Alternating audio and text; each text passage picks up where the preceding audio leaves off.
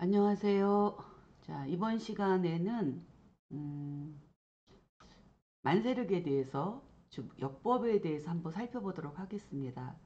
그래서 이번 주 3시간은 만세력 보는 법과 그 역법에 대한 기본적인 상식, 그리고 절기를 이제 만세력을 통해서 체감하고, 그리고 나서 음, 사주 네 기둥을 세우고 대운을 작성하는 것까지 한번 시도해 보도록 하겠습니다.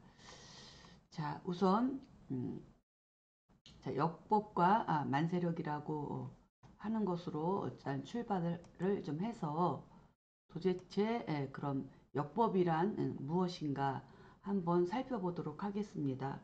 명리학에 입문하면 요즘 좀 안타까운 게 이렇게 이제 휴대폰에서 어플로 만세력을 다운받아서 그냥 생년월일 시간만 입력시키면 사주 팔자가 다 나오고, 거기다 뭐 오행 육신까지, 그 다음에 대운 월운 뭐 세운 이렇게 뭐 이렇게 전부 다 나와 버려서 굉장히 편리하기는 한데,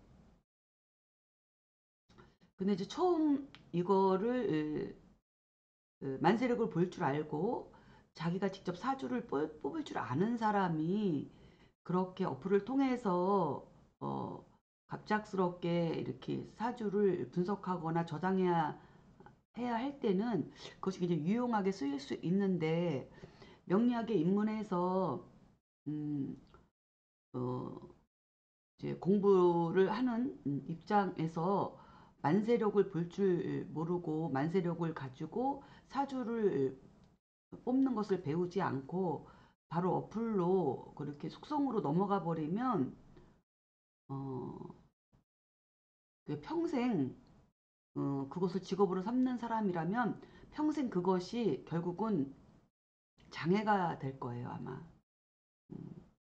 이 사주를 분석하고 명리학을 깊이 있게 연구하는 데에 만세력을 볼 줄 모르고 사주를 직접 뽑은 경험이 없는 사람하고, 그런 사람하고는 굉장히 큰 차이가 있게 될 것이다. 저는 장담합니다.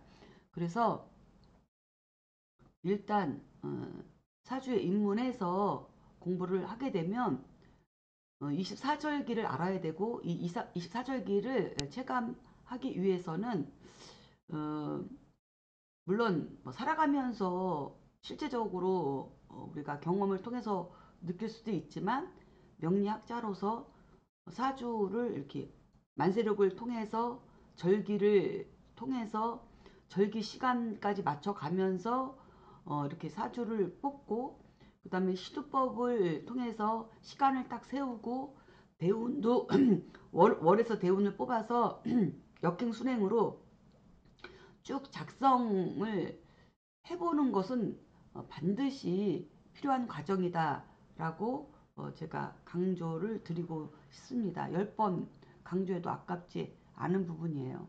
그래서 이번 시간은 여러분들에게 굉장히 중요한 시간이다, 이렇게 말씀드릴 수 있겠습니다. 요즘 명리 가리키는 데서도 이렇게 만세력을 가지고 사주 뽑는 법을 가리키는 곳이 점점 없어지기 때문에 참 안타깝습니다. 그래서 제가 이번 동영상을 통해서 어, 여러분들에게 아는 데까지 찬찬히 사주 뽑는 법을 한번 설명을 해 드릴 터이니 잘 참고하셔서 어, 무조건 만세력을 가지고 사주를 뽑도록 하세요. 그리고 어플 만세력은 사주를 저장하기 용이하니 그런 용도로 쓰는 게 바람직하다, 이렇게 생각하고요.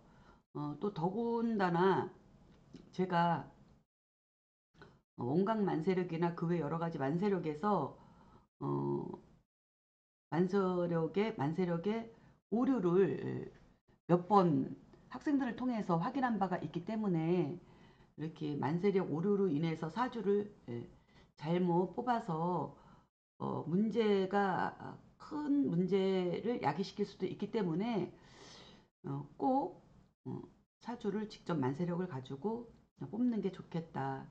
그리고 뭐 여러 그 만세력 책이 여러 가지가 있는데 그나마 또 오류가 없는 게 바로 이 책이에요. 이 책이 그나마 만세력의 오류가 가장 적은 것으로 나타났어요. 그래서 이 책을 한번 추천을 드립니다. 컴퓨터 만세력이에요. 네. 자, 그러면 자, 역법이라는 것은 무엇인가 한번 살펴보도록 하겠습니다. 자, 역법은 그 시간의 흐름을 체계적으로 기록하고 정리하여 해가지고 연도나 월, 일, 시각을 계산하고 배치하는 체계예요. 역법이라는 것은. 이것은 주로 천문학적 관찰에 기반하여 만들어진 것이고요. 어, 인간의 그 천문학적 관찰에 기반했다는 것은 천체를 보고 하늘의 별들, 달과 별의 관계, 이렇게 흐름, 변화, 그 다음에 계절 이런 것들을 다 참고해서 만들어졌다는 거예요. 그렇죠? 그리고 인간의 생활, 특히 이런 역법은 인간의 생활에서 특히 농업 또는 종교 또는 사회적 활동을 조직적으로 조율하기 위해 사용하는 것으로 굉장히 용이하게 쓰이고 있다. 이렇게 말씀을 드릴 수 있겠습니다. 자, 역법의 정의는 뭐냐면 사전적 정의는 하늘의 해와 달과 별의 움직임과 그 지구가 자전 공전을 하면서 그 태양 주위를 지구가 자전하고 공전하면서 그 돌아가는 그 과정에서의 계절의 그런 환난 조습 이런 것들을 주기적으로 관찰해서 그것을 바탕으로 만든 시간 계산의 체계가 이게 역법이다. 이렇게 사전적 의미로는 이렇게 설명을 드릴 수가 있고요. 그리고 실용적 정의로는 계절 변화와 날씨에 맞춰서 인간 활동, 즉 농사나 뭐 축제, 의례 등 이런 것들을 계획하는데 사용하는 시간 기준을 바로 역법이라고 한다. 이렇게 말씀드릴 수 있겠습니다. 역법의 주요 종류는 역법은 천문학적 기준에 따라서 크게 태양력, 태음력, 그 다음에 태음, 태양력으로 구분이 돼요. 태양력은 태양을 기준으로 한 양력이고 태음력은 달을 기준으로 보는 음력을 이야기하는 거고 태음, 태양력은 태양과 태음을 서로 보완해서 만들어낸 역법이다. 이렇게 이해를 하시면 될 것 같습니다. 그래서 태양력이라고 하는 것은 그 기준이 태양의 움직임, 지구의 공전 주기, 즉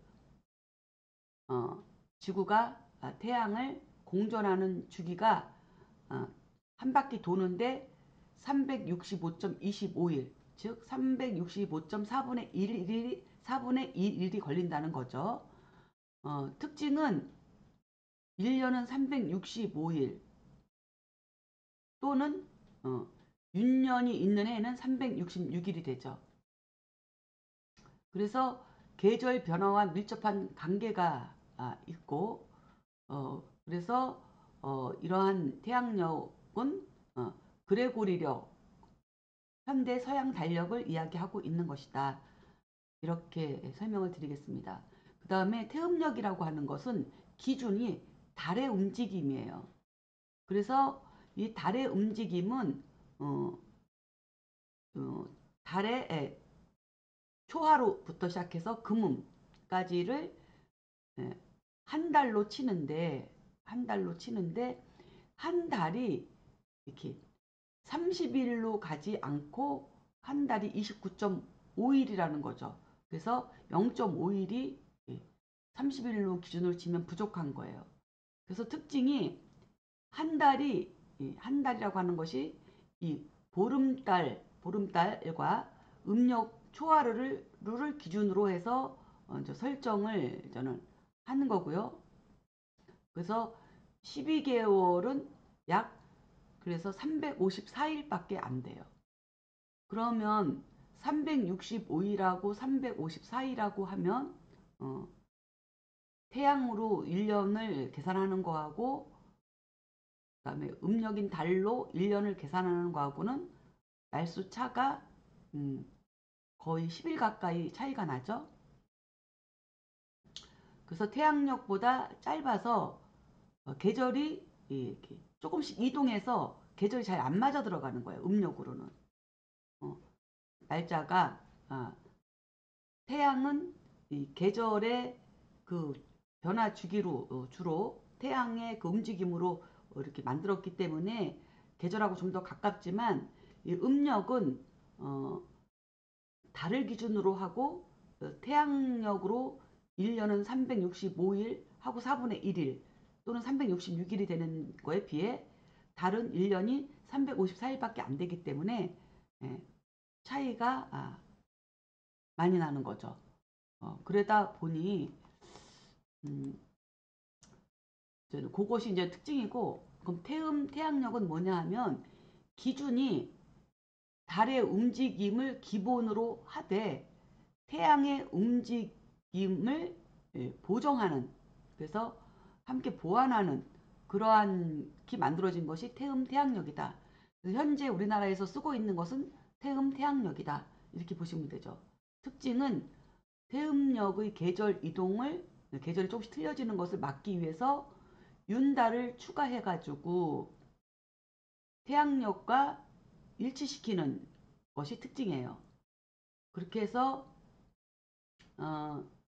그 농업에 적합한 달력으로서 이 태양력은 농업에 적합한 달력이 되었고 예를 들면 중국의 역법이 대표적이고 이것은 24절기를 포함하고 있다.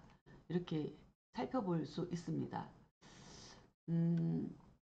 그래서 이 24절기라고 하는 것은 이렇게 춘분과 추분, 동지와 하지. 그죠? 이걸 돌렸어야 되는 건데, 이거를 돌렸어야 되는 건데, 어쨌든 뭐, 지금 돌릴 수가 없고, 일단 이렇게 2분 2지를 십자가로 딱 중심에 두고, 이거를 24등분 한 거예요. 24등분. 그래서 이거 이제는 이렇게 해버리니까 1년은 365일도 아니고 그쵸? 이거를 360일로 잡은 거죠. 360도. 원은 360도니까 이 360도를 15도씩 해서 이거를 24절기로 나눠 놓으니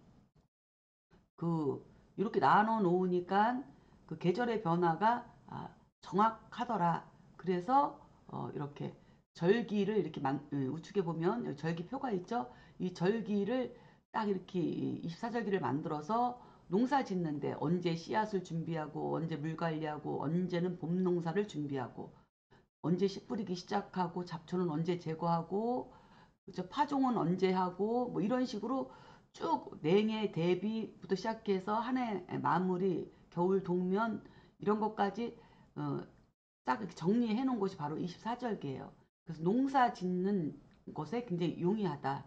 이렇게 이제는 볼 수가 있고요. 그러면 우리가 태양력을 쓰면서 윤달과 윤일을 쓰게 되는데 윤달과 윤일이라고 하는 것은 무엇이냐 하면은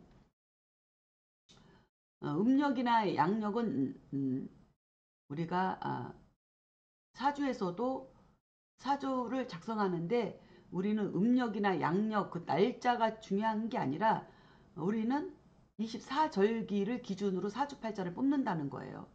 그래서 뭐 음력으로 1월 1일이 한 해가 되기도 하고 양력 1월 1일을 한 해의 시작이라고 하기도 하는데 우리 절기상이나 우리 명리학에서는 1월 1일이 한 해가 아니고 음력 1월 1일도 한 해가 아니고 양력 1월 1일도 한 해가 아니에요. 우리가 이야기하는 한 해는 입춘이라고 하는 입춘절기로부터 한 해의 시작으로 보거든요.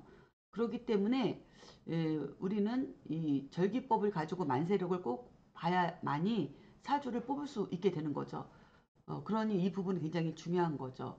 그래서 사주를 작성하는데 중요한 것은 그래서 절기이다. 그래서 음력 생일이나 양력 생일을 물어보는 것은 절기를 찾기 위한 수단일 뿐이지 그 자체가 중요한 것은 아니다. 이렇게 이제 말씀을 드릴 수 있겠어요. 그래서 양력은 지구가 자전과 공전을 통해서 태양을 한 바퀴 도는데 1년, 즉 앞에서 얘기했듯이 365일하고 4분의 1일이 걸려요. 그래서 편의상 365일을 1년으로 삼고 그리고 4분의 1일이 이제는 4년마다 하루 1일이 차이가 있기 때문에 4년마다 그 하루의 시차를 양력 2월에 윤일로 두는 거예요. 그렇죠? 이것이 이제 태양력이에요. 윤일은 예를 들어서 양력 2월달이 28일까지 있으면 이것을 4년 뒤에는 29일로 이렇게 바꾸고 또 30일로 있는 해에는 또 4년 뒤에 31일로 이렇게 바꿔서 윤일을 둬서 날짜를 그, 날짜를 이렇게 바꿔 날짜를 윤희를 두어서 태양의 그 시차를 이렇게 맞추는 거죠. 이것이 이제 태양력이라고 이제는 할 수가 있고요. 그 다음에 태음력은 뭐냐면 금음에서 금음까지를 1개월로 하는데 이게 한 달이 29.5일. 그래서 그렇게 해서 한 달이 그 달이 채워져요.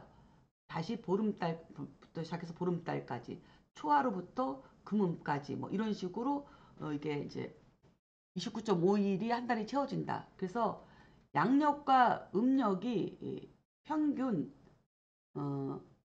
1일 하루 차이가 나는데 이것이 1년이면 12달이니까 결국은 1년에 12일 정도가 차이가 나는 거죠. 1년이면. 이것을 그냥 2일을 빼고 약 10일 차이로 해서 10일 차이로 해서 3년마다는 윤달을 넣어서 날짜를 맞춘 거예요. 그래서 윤일을 4년에 한 번씩 윤일을 두는 2월달에 윤일을 두는 거 하고 그 다음에 10일 차이를 3년마다 3년이면 30일 차이가 나는 거니까 3년마다 윤달을 하나 더 넣어서 이 태양하고 맞추는 거죠. 이렇게 보정하는 거예요. 이것이 이제 태음력이죠. 음력이 이렇기 때문에 태양력은 태양력은 이렇게 그거와 양력하고 음력하고를 이렇게 맞추는 거예요. 이렇게 윤일과 윤달을 통해서 그리고 24절기란 12달과 12달을 15일씩 나누어서 절과 기로서 12절 12기 절기로 이렇게 보름씩 한 달을 보름씩 나누어서 12달을 24달로 만든 거죠. 만든 것이고 24절기는 그리고 이 지구의 자연의 기후는 5일에 한 번씩 변화가 있어요. 5일에 한 번씩. 그래서 그 5일의 그 단위를 일후라고 해요. 일후. 그러므로 5일을 일후라고 하고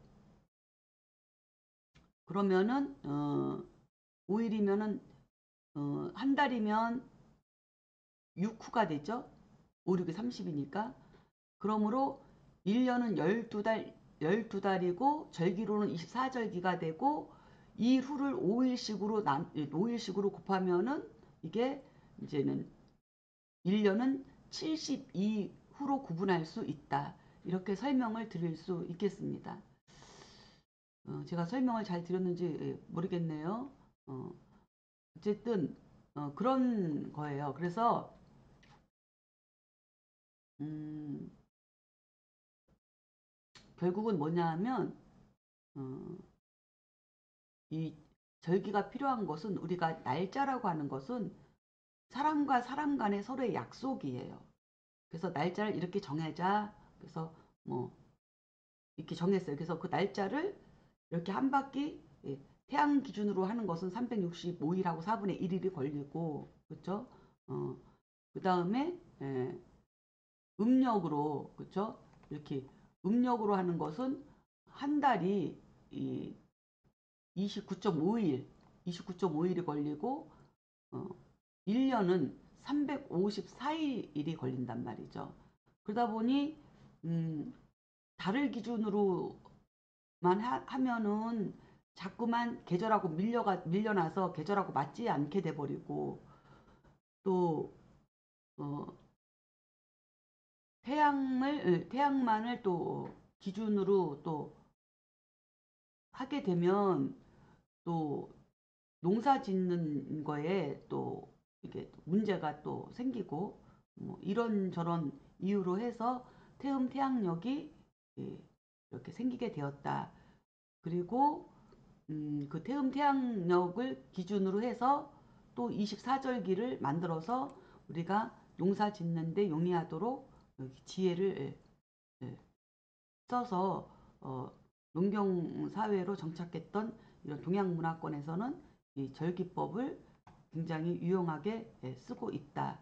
이렇게 살펴볼 수 있고 그리고 우리 명리학은 어, 이 자연 기후와 밀접한 관계가 있기 때문에 음, 이 날짜를 가지고 사주를 뽑는 게 아니고 24절기에 배속되어 있는 육식갑자를 가지고 사주를 뽑기 때문에 우리는 절기로서 사주를 뽑고 그것으로 절기에 기록되어 있는 육식갑자로서 사주를 뽑고 그것을 분석해야 된다. 그렇기 때문에 우리는 만세력을 잘 볼 줄 알아야 되고 절기를 잘 이해해야만이 우리가 어, 사주를 잘 분석할 수 있다. 이렇게 말씀을 드릴 수 있겠습니다. 그러면 역법의 발전 과정을 살펴보면 고대 역법에서는 그 관측 도구가 해시계, 물시계, 천문대가 있었어요. 그래서 고대 문명, 즉 메소포타미아, 이집트, 중국 등에서는 농경 사회에서 필수적인 계절 변화를 예측하기 위해서 천문학적 관찰을 통해서 역법을 개발했는데 이것은 중국의 하은주 시대에도 역법이 발달해서 음력 중심의 달력이 사용되었었다. 그리고 중세에는 동아시아 즉 중국에서 한나라 이후 태초력과 같이 정교한 역법 체계가 등장하게 되었고 그 다음에 서양에서는 로마 제국 시대에 율리우스력이 도입되었고 이후 그레고리력으로 이제 변경되었던 그런 역사가 있고 현대 역법은 그레고리력이 세계적 표준으로 양력을 쓰고 있는 기준이 되고 중국, 한국, 뭐 일본 등 일부 전통 문화권은 태음 태양력을 사용하고 있다. 이렇게 설명을 드릴 수 있겠습니다.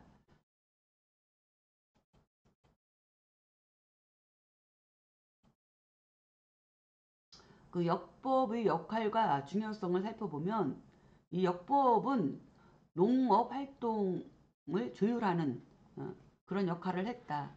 그래서 계절의 변화를 정확히 파악하여 파종이나 추수 시기를 결정하게 했고 그 다음에 종교와 의례에서도 특정한 의식, 뭐 제례, 축제를 적절한 시기에 거행할 수 있게끔 하는 택일 이런 것들이 또 역법하고 깊은 연관성이 있다. 그래서 예를 들면 또 한국의 같은 경우에는 설날, 음력으로 보는 설날, 또 이슬람의 라마단 같은 것도 이에 속한다. 이렇게 살펴볼 수가 있고요. 그다음에 이제 사회적 조화로서는 시간 계산을 이렇게 통일해서 행정이나 무역, 군사 활동 등을 조율했다. 이렇게 조율하는데 공을 세웠다. 이렇게 볼 수 있겠습니다. 그리고 이 역법은 과학 발전의 기초가 되었다. 그래서 천문학과 수학의 발전을 자극하며 자연현상 이해의 기반이 되었다라고 할 수 있습니다.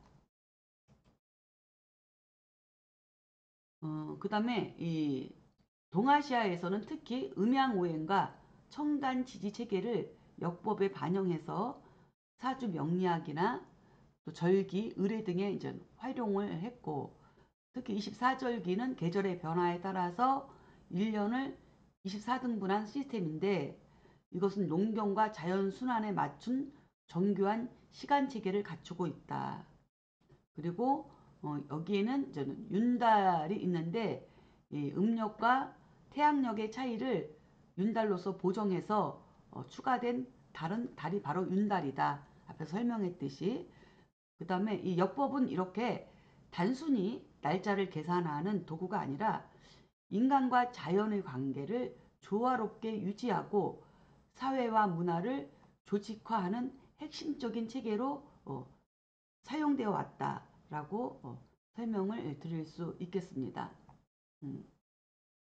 그래서 우리가 이제 그 24절기의 세시 풍속을 좀 살펴볼 필요가 있는데, 우리가 그 음력으로 1월이다. 그러면 음력으로 1월이다.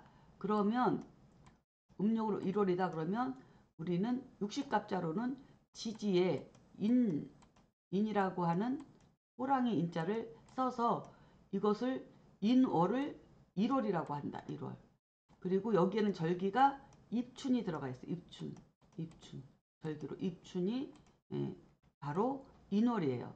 그래서 이 인월 입춘 절기는 24절기 중에 첫 번째 절기가 돼서 봄의 시작을 알리며 또 봄이 들어섰다 해서 이렇게 설립자를 이렇게 써서 입춘이다. 이렇게 이야기를 하고 있습니다.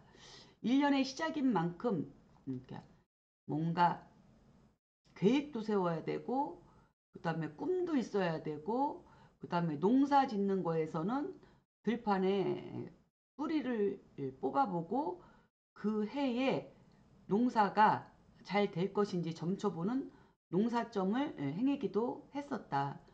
또한 새해를 상징하는 절기로 여러 가지 이제 민속 행사가 펼쳐지기도 하는데, 각 가정에서는 대문이나 기둥, 대들보 또는 천장 등에 좋은 글귀를 써서 붙이고, 뭐 입춘 대길 뭐 이런 것들이죠.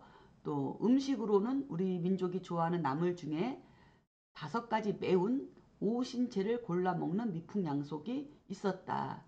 이렇게 살펴볼 수가 있고요. 그래서 음력 1월을 인월이라고 하고, 인월에는 입춘이 있고, 그 다음에 이것은 절이라고 하면 절기로 나눌 때 기는 우수가 있죠. 우수. 그 다음에 이렇게 우수. 보통 음력 1월이 인월인데 양력으로는 2월 4일쯤에 보통 입춘이 들어섭니다. 그래서 2월 4일 입춘을 인월이라고 하고, 그리고 15일이면은 19일이 양력으로 15일을 더하면은 2월 4일에 15일을 더하면 19일에서 약 20일 정도가 되죠. 이때부터 다음 달 그쵸. 2월은 보통 28일밖에 없으니까 다음 달 뭐 6일이나 7일 정도 음력 2월 양력으로는 3월 7일 정도 전까지는 우수가 되는 거죠. 19일, 20에서 다음 달 3월 초까지는. 그래서 이렇게 15일씩 절과기로 24절기 중에 절과기로 시작되는 것은 입춘과 이렇게 우수가 된다. 이렇게 살펴볼 수가 있고, 그 다음에 세시풍속은 제가 설명드렸듯이 그러한 몇 가지 이제 그런 세시풍속이 있다. 이렇게 살펴볼 수 있겠습니다. 자, 그 다음에 이제 인월에 입춘 다음에 저 우수 있죠. 우수. 그렇죠? 15일이 지나면 우수가 되죠. 그 우수는 24절기 중에 두 번째 절기죠. 그래서 음력으로는 1월, 양력으로는 2월 19일에서 20일경에 해당이 되죠. 이때가 되면 눈이 녹아서 비가 내리기 시작하고 얼었던 땅이 풀리고 따뜻한 봄비가 내리는 시기라서 우수라고 이름을 지었다. 그리고 음력으로는 1월이기 때문에 정월이므로 태양상의 봄은 태양상으로 봄은 시작되었지만 아직도 겨울의 기운이 남아 있어서 꽃샘추위가 있는 계절이다. 또한 본격적으로 농사를 준비하는 시기이므로 농부들이 병충해 예방을 위해 준비를 시작하는 시기이기도 하다. 그래서 월거는 입춘과 함께 인월에 배속된다. 그러니까는 농사를 짓는다는 게 아니라 본격적으로 농사를 준비를 하는 시기이죠. 3월 초 되면 우수가 되면 그래서 그런 시기이고 그래서 이때에 양력 2월 초에서 3월 초 사이에 태어난 사람을 인월에 태어났다 이렇게 설명을 할 수 있겠습니다. 그 다음에 이제 음력으로 2월, 양력으로는 3월 7일 정도가 이제 경칩이라는 세 번째 절기가 시작이 됩니다. 그래서 경칩은 24절기 중에 세 번째 절기로 음력으로는 2월 중이지만 양력으로는 3월 5일경이 된다. 그래서 경칩은 글자 그대로 땅속에 들어가 동면을 하던 동물들이 깨어나서 꿈틀거리기 시작하는 시기이다. 이 무렵에 이제 개구리들은 번식긴 봄을 맞아서 물이 고인 곳에 알을 까놓는데 그 알을 먹으면 몸이 보양된다고 해서 개구리 알을 먹는 풍속이 전해지고도 있다. 요즘은 그렇지 않죠. 과거에는 그랬답니다. 그리고 또한 경칩 때는 흙일을 하면 탈이 없다고 해서 이제는 벽에 새로 벽을 이렇게 다듬거나 담을 새로 쌓기도 하고 또 한편 보리싹의 성장을 보아서 그 해 농사의 풍성한지를 예측하기도 했다. 이렇게 살펴볼 수 있습니다. 그 다음에 네 번째 절기가 뭐냐면 그 경칩 다음에 춘분 절기죠. 그래서 이것이 이제 경칩은 우리가 묘월이라고 해요. 토끼문자 써서. 그렇죠? 인월이 예, 여기는 입춘과 우수라고 하면 묘월은 경칩과 춘분절기인 거죠. 그래서 여기 양력으로는 2월, 여기는 3월 이렇게 돼요. 음력은 1월, 2월이지만 양력으로는 2월, 3월부터 4월 초까지가 묘월 춘분이 들어가는 거죠. 15일이니까 항상 절입 시기는 양력 보통 7일 평균 7일 정도부터 시작이 돼요. 그래서 항상 이렇게 초에 걸려 있다. 4월 초까지가 춘분절기이다. 이렇게 보면 되고 이 춘분절기는 뭐예요? 양의 부호가 이렇게 바깥으로 하나가 나서 사양 이음이 되는 거예요. 사양 이음. 요게 저는 춘분절기죠. 춘분절기. 그렇죠? 괴기설로 보면 춘분절기가 되죠. 이 춘분은 24절기 중에 네 번째 절기로서 이 춘분은 태양이 남쪽에서 북쪽을 향해서 적도를 통과하는 때예요. 그래서 양력 3월 21일 전후가 됩니다. 춘분의 시작은.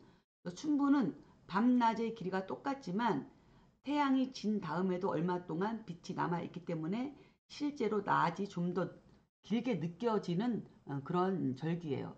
그래서 겨울에 얼었던 땅이 풀리기 시작하니 춘분 때 농가에서는 농사 준비로 가장 바쁜 시기이기도 합니다. 그러나 음력 2월, 양력 3월이라 하더라도 아직은 바람이 많이 불고 꽃샘추위가 자주 오가는 그런 또 절기이기도 합니다. 그래서 이 꽃샘추위라고 하는 것은 바람신이 봄이 오는 것을 셈이 나서 꽃을 피우지 못하게 막 방해하는 그런 데서 유래했다고 합니다. 그래서 그것을 꽃샘추위라고 이야기를 한다. 이런 얘기가 있습니다. 그래서 차고 매서운 추위를 의미합니다. 그래서 경칩과 함께 월거는 묘월에 배속이 된다. 그래서 춘분, 경칩과 춘분은 묘월이다. 이렇게 알면 되고요. 그 다음에 저 묘월 다음에는 뭐가 있냐면 진월이 있어요. 진월. 진월. 자, 이거는 음력으로 3월이지만 양력으로는 4월이죠. 그렇죠? 이 진월에는 이제 뭐가 있냐면 청명하고 고구가 있어요. 절기로는. 그래서 청명은 24절기 중에 다섯 번째 절기로 양력으로는 4월 5일에서 6일경에 해당되고 그리고 청명에는 한식이나 식목일과 날짜가 겹치는 경우가 많은 게 특징이에요. 그래서 이때가 되면 날씨가 맑고 밝아서 청명이라 했다.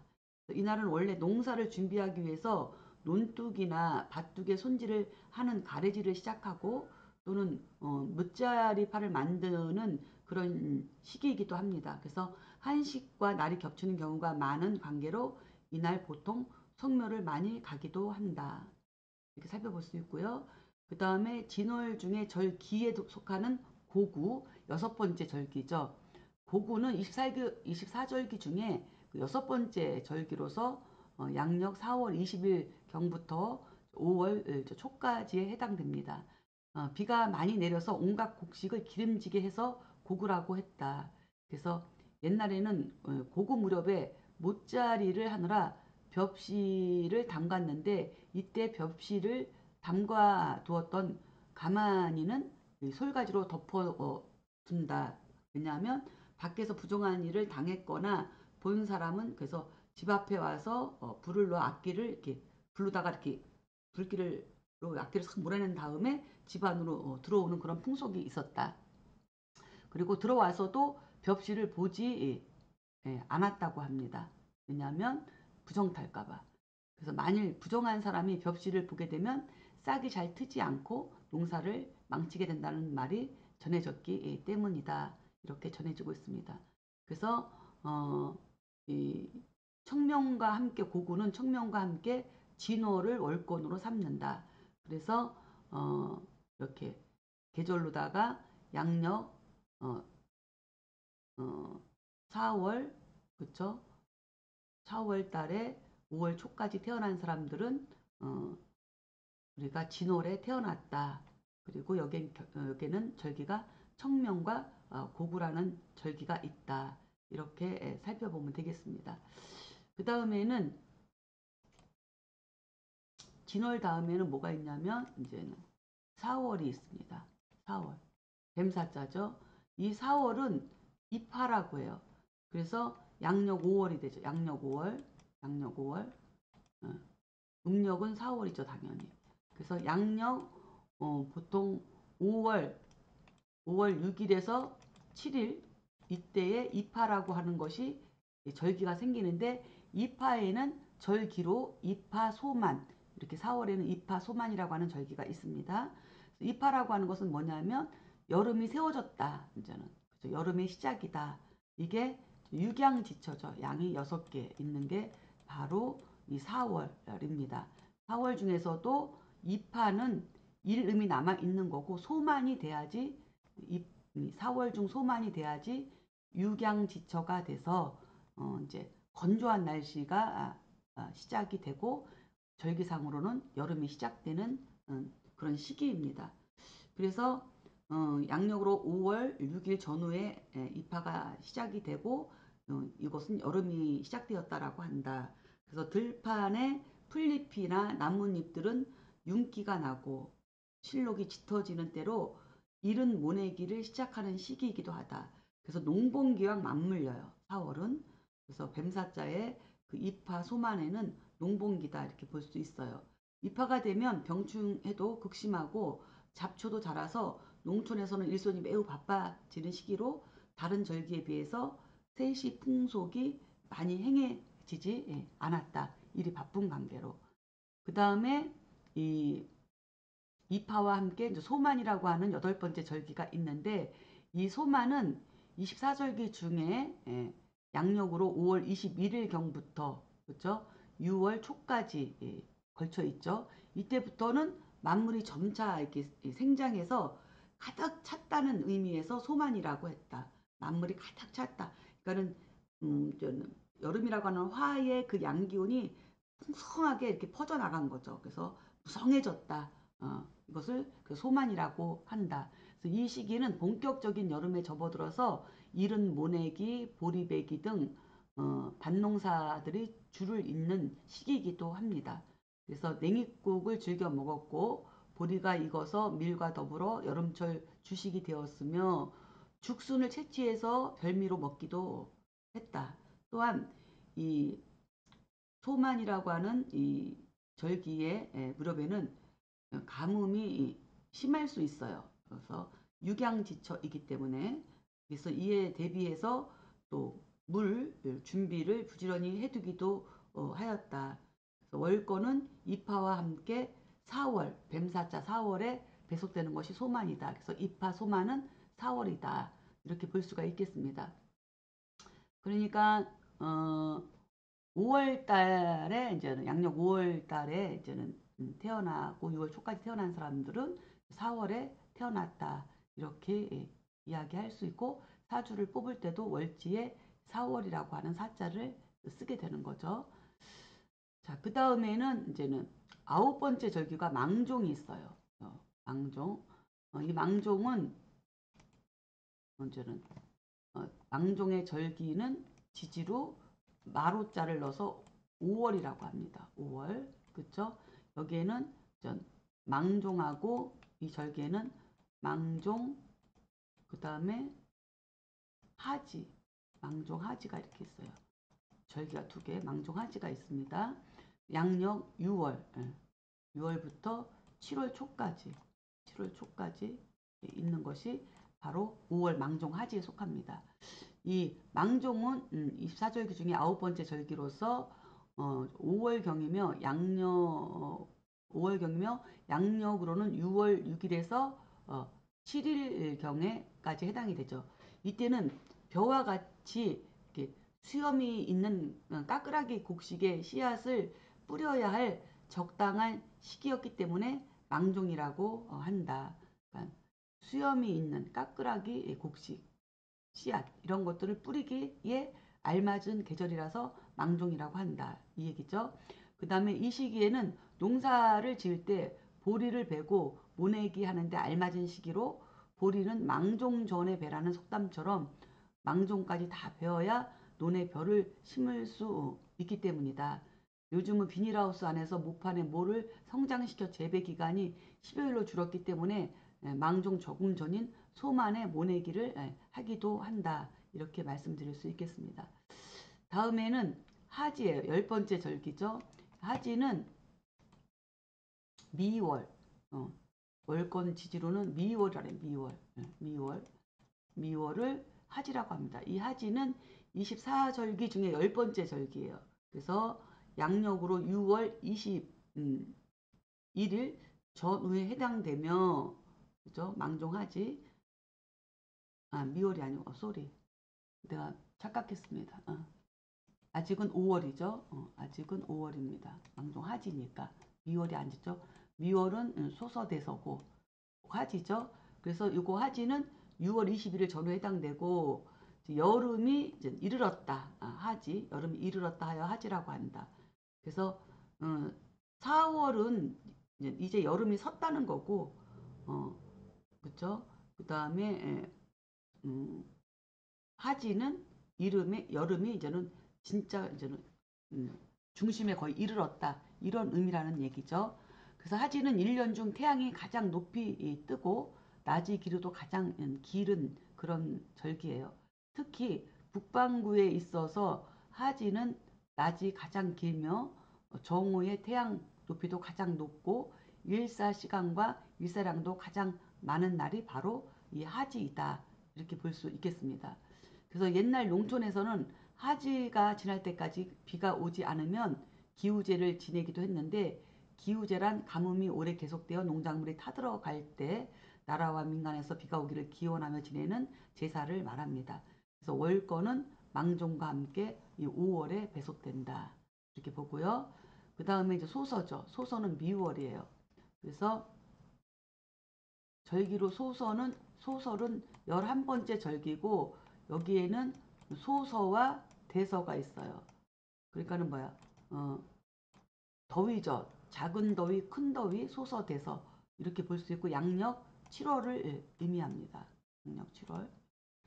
자, 그래서 소서는 24절기 중에 11번째 절기고 음력으로는 5, 6월이지만 양력으로는 7월 7일에서 8일경에 시작합니다. 그래서 날씨가 본격적으로 더워지게 되는 시기라서 소서라고 했고 이 시기는 장마전선이 우리나라에 오래 자리 잡아 습도가 높은 그러한 절기이다. 옛날에는 하지의 모내기를 끝내고 이 시기에 논의 김을 메었으나 지금은 제초제를 뿌리고 김은 매지 않는 그런 특징이 있다. 그러나 밭의 김은 메어주며 논두렁이나 밭두렁의 잡초를 베거나 퇴비를 만드는 것을 이 무렵에 한다. 그래서 소설을 중심으로 본격적인 무더위가 시작되지만 참외, 수박 등의 과일이 풍성하게 열리고 채소도 풍족한 절기가 바로 이 소서 절기이다. 이렇게 살펴볼 수 있겠습니다. 자, 이번에는 이 미월 중에 대서가 있죠. 대서는 24절기 중에 12번째 절기예요. 양력으로는 7월 23일경에 해당되고 이 시기는 대개 중복 때가 되고 더위가 굉장히 심하죠. 그래서 소서 때부터 장마 전선이 이제 한반도에 걸쳐서 큰 장마를 이루는 때가 자주 있는 게 바로 이 대서예요. 그래서 논밭 두렁의 잡초 배기와 퇴비 장만 등이 계속되고요. 또 햇밀과 보리를 먹게 되고 채소가 풍족하며 녹음이 우거진 특징이 있습니다. 과일은 가물어야 단맛을 내는데 이 시기에 참외와 수박 같은 과일이 가장 맛이 드는 시기이다. 그래서 이 미자가 또 만미자에서 왔잖아요. 그래서 이때는 모든 오곡백과 이런 곡식들이 맛이 드는 시기이기도 하다. 그래서 월거는 소서와 함께 미월에 대서가 이제는 배속된다. 이렇게 살펴볼 수 있겠습니다. 그 다음에 이제 입추예요. 입추는 뭐로 되냐면 신월이죠. 신월. 원숭이 신자를 이렇게 써서 신월을 입추라고 해요. 가을이 섰다는 거죠. 양력 8월입니다. 그래서 입추는 24절기 중에 13번째 절기로서 양력으로는 8월 8일이나 9일부터 시작해서 한 달간 15일씩 절기가 입추, 처서로 나누죠. 그래서 여기에는 입추가 있고 그 다음에 처서가 있죠. 입추 처서가 있는 절기이다. 가을로 들어가는 시기이기 때문에 서서히 가을 준비를 해야 한다. 그래서 이때에 김장용 무나 배추를 심는 거죠. 옛날에는 이 무렵에 김매기를 끝냈기 때문에 농촌에서도 비교적 한가로운 시기이긴 하지만 그래도 이제 김장 무나 배추를 심는 시기이다 이렇게 보면 되고요. 그 다음에 이 신월에 이제 처서가 있죠. 처서는 14번째 절기고 양력으로는 8월 23일 전후에 해당돼요. 그래서 여름이 지나서 더위를 식히고 신선한 가을을 맞이하여 처서라고 하는데 입추라고 해도 여름보다 더 더워요. 4월보다 더 더워요. 그런데 처서가 되면 이제 아침 저녁으로 조금 이제 더운 바람이 물러나는 그런 기운을 느끼는 절기이다. 이렇게 보면 되겠습니다. 그래서 처서에서 이 처라는 것은 거처한다는 뜻 외에 뭔가를 처리한다라는 뜻도 쓰이게 되는데 그래서 이 처서는 더위를 처리한다. 더위를 물리치다라고 풀이를 할 수 있다. 이렇게 살펴볼 수 있겠습니다.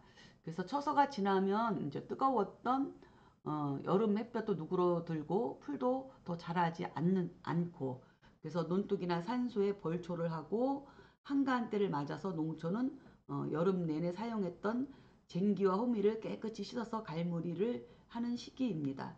또한 처서가 지나면 모기도 입이 삐뚤어진다는 속담처럼 처사가 되면 모기의 극성도 점점 사라지는 절기라고 하는데 이것도 옛말인 것 같습니다. 요즘은 처사가 지나도 모기가 극성을 부립니다.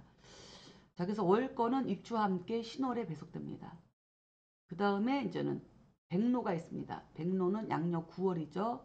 그래서 이 백로는 우리가 6월을 백로라고 합니다. 그래서 6월에는 백로와 함께 뭐가 있냐면 백로와 함께 추분이 있어요. 추분. 그렇죠?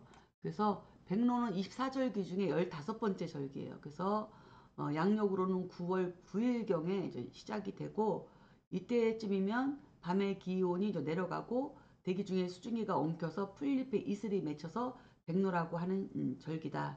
그래서 백로는 음력 7월 중에 드는 경우가 있는데 제주도와 전라남도 지방에서는 백로에 오이가 잘 된다고 전해지고 있다. 그리고 경상남도와 섬지방에서는 백로에 비가 오면 심리천석을 누린다고 해서 백로에 비가 오는 것을 풍년의 징조로 생각했다. 이렇게 전해지고 있습니다. 그 다음에 이 백로절기와 함께 추분절기죠. 추분은 16번째 절기죠. 그래서 양력으로는 9월 23일 전후에 해당됩니다. 그래서 이 추분은 춘분과 더불어 밤낮의 길이가 똑같지만 태양이 진 다음에도 얼마 동안 빛이 남아있기 때문에 실제로는 낮이 좀 더 길게 느껴지는 그런 절기예요. 그래서 이 추분 때에는 녹색 빛으로 가득했던 곡식들이 여물어 고개를 숙이고 누렇게 익어가는 그런 황금이 물결치는 그런 계절입니다. 고추가 익기 시작하므로 수시로 고추를 따서 말리고 논밭에 곡식도 수확할 준비를 하는 등 일손이 바빠지는 시기가 바로 이 추분이다. 그래서 추분이 지나고 나면 점차 밤이 길어지므로 여름이 가고 가을이 오고 있음을 느끼게 된다.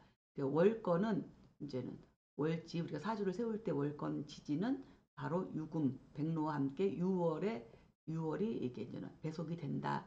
이렇게 살펴볼 수 있겠습니다. 자, 다음에는 이제 한로 절기를 살펴볼 수 있는데 한로는 수월이죠. 수월. 그래서 양력으로는 10월입니다. 이 수월에는 한로와 상강이 있어요. 그렇죠? 이렇게 한로, 그 다음에 상강, 한로 상강이라는 절기가 있습니다. 그래서 이 한로는 24절기 중에 17번째 절기로서 10월 8일경부터 시작이 돼요. 양력으로. 이때부터 공기가 점점 차가워지고 찬 이슬이 맺혀서 찰 한자를 써서 한로라고 한다. 그래서 한로를 전후하여 국화전을 만들고 국화수를 담그며 온갖 모임과 놀이가 성행한 절기가 바로 이 한로다. 그래서 한편 이 무렵에는 높은 산에 올라가 수유 열매를 머리에 꽂으며 잡기를 쫓을 수 있다고 믿었는데 이는 수유 열매가 붉은 자줏빛이라서 귀신을 물친다고 믿었기 때문이다. 그래서 한로 시기에는 기온이 더욱 내려가기 전에 추수를 끝내야 하므로 농촌은 타작이 한창 이루어지는 시기이다. 그리고 이 수월에 이제 상강이라고 하는 절기가 있죠. 이 상강은 18번째 절기예요. 그래서 양력으로는 10월 23일경이나 24일경에 시작이 되는데 이쯤에는 쾌청한 날씨가 계속되지만 밤에는 기온이 매우 낮아서 수증기가 지표에서 엉겨 서리가 되기 때문에 이것을 상강이라고 한다. 첫서리가 내리는 시기이기도 하죠. 그래서 9월 들어 시작된 추수는 상강 무렵이면 마무리가 된다. 그러니까 음력 9월이죠. 9월 양력 9월 지금이 이제 상강은 10월이니까 그래서 이 월거는 한로와 함께 수월에 배속된다. 그 다음에 이제 입동을 이야기할 수 있습니다. 자, 입동은 해월, 그렇죠? 그 다음에 자월, 축월 세 개 남았어요. 그렇죠? 우리가 인월부터 시작했으니까 그 해수는 여기에는 입동이 있죠. 입동. 이제 겨울의 시작이죠. 겨울 세우는 거죠. 입동 다음에 여기는 소설이 있고 그 다음에 자에는 뭐가 있어요? 자월에는 대설과 동지가 있고 그렇죠? 축월에는 소한과 대한이라고 하는 절기가 있습니다. 요 해자축월을 겨울이라고 하죠. 겨울. 자, 입동은 24절기 중 19번째 절기로 양력으로는 11월 8일 전후에 해당되고 겨울이 들어섰다 하여 입동이라고 합니다. 그래서 겨울의 시작을 알리는 대로 늦가을이 지나 낙엽이 쌓이고 찬바람이 불기 시작합니다. 이때쯤이면 농가에서는 자연의 변화를 예측하여 기나긴 겨울 채비에 들어갑니다. 그래서 겨울설이 피해를 막기 위해서 농부들은 배추 묻기에 들어가서 서리에 약한 무는 뽑아서 구덩이를 파고 저장하고, 또 마을에서는 겨울에 먹기 위한 김장을 하고 소들이 먹이로 볏짚을 쌓아두기도 하는 것이 바로 이 해월 입동절기입니다. 개구리, 뱀과 같은 동물들은 주위 환경에 맞춰서 자기 몸의 온도를 낮추고 겨울잠에 들 준비를 시작하는 절기이기도 합니다. 그리고 해월에 또 소설이 있죠. 이 소설은 24절기 중에 20번째 절기로서 양력으로 11월 22일에 이제는 해당이 되는데, 입동이 지나면서 땅이 얼고 눈도 내리기 시작하므로 소설이라고 한다. 그래서 이 소설 무렵은 대체적으로 바람이 심하게 불고 날씨도 차가운 편이다. 그래서 소설이 되면 대개 모든 농사일이 끝나고 타작한 벼를 말려서 곳간에 쌓아두기도 하고, 또는 멍석에 무말랭이를 널며 곶감을 줄줄이 꿰어서 처마 밑에 매달기도 하고, 또 김장을 담그는 시기가 바로 이 소설이다. 이때의 월거는 우리가 해월에 배속한다. 이렇게 보고요. 그 다음에 대설. 대설은 자월이죠. 그죠? 그래서 21번째 절기가 바로 대설인데, 양력으로는 12월 7일 전후에 해당되고 눈이 많이 내린다는 뜻에서 대설이라고 하죠. 그리고 한가한 시기를 보내는 농가에서는 누런 콩으로 메주를 만들고, 겨울에도 농부들은 쉬지 않네요. 또 이때는 또 메주를 만들어요. 들판에 쌓인 눈은 추운 겨울날 보온 역할을 하여 보리가 오는 것을 막아준다. 자, 그 다음에 자월에 동지가 있습니다. 이 동지는 22번째 절기인데 양력으로는 12월 22일 전후에 해당되죠. 겨울에 이르렀다 해서 동지라고 한다. 동지는 1년 중에 밤이 가장 길고 낮이 가장 짧은 날이다. 따라서 옛날 사람들은 이 날을 태양이 부활하는 날로 여겨 작은 설이라고 하였다. 동지를 설날로 세기도 했었습니다. 동짓날에는 또 일양이 희생하는 달이기도 하죠. 그래서 동짓날에는 팥질과 죽을 만들고 여기에 찹쌀로 단자를 만들어 넣었다. 단자는 새알만한 크기로 만들기 때문에 새알심이라 하는데, 동지 팥죽을 먹어야 진짜 나이를 한 살 더 먹는다라는 속담이 있듯이 팥죽에 나이 수대로 새알심을 넣어 먹는 풍속이 있었다. 그래서 월거는 대설과 함께 자월에 배속된다. 그 다음에 마지막 소환입니다. 자, 소환은 양력 1월이죠.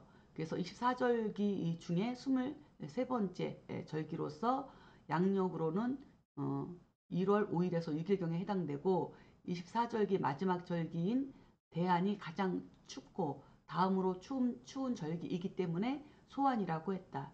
그러나 우리나라에서는 실제로는 대한보다 소환이 더 춥다. 그래서 속담 중에 대한이 소환집에 놀러 갔다 얼어 죽는다는 소환, 얼음 대안에 녹는다는 속담이 있기도 하다. 그래서 농가에서는 소환부터 날이 풀리는 입춘 전까지 추위에 대비해 많은 준비를 하는데, 특히 눈이 많이 내린 지방에서는 출입이 어려울 것에 대비해서 땔감까 먹을 것을 충분히 비축하기도 한다. 이렇게 보고요.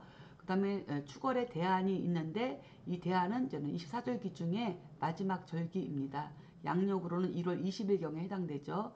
24절기 마지막으로 가장 추운 절기이기 때문에 대안이라고 했다. 그러나 이는 중국에 해당되는 것이고 실제로 우리나라에서는 대안보다 소환이 더 춥다. 세시풍속에서는 이날 밤을 해넘이라 하여 콩을 방이나 마루에 뿌려서 악기를 쫓고 새해를 맞는 풍습이 있다. 월거는 소환과 함께 추걸에 배속된다. 이렇게 해서 우리가 그 24절기 세시풍속에 대해서 잠시 살펴보았습니다. 자, 여기까지 수업을 마치고 다음 시간에 이어서 또 이제 살펴보도록 하겠습니다. 네, 수고하셨습니다.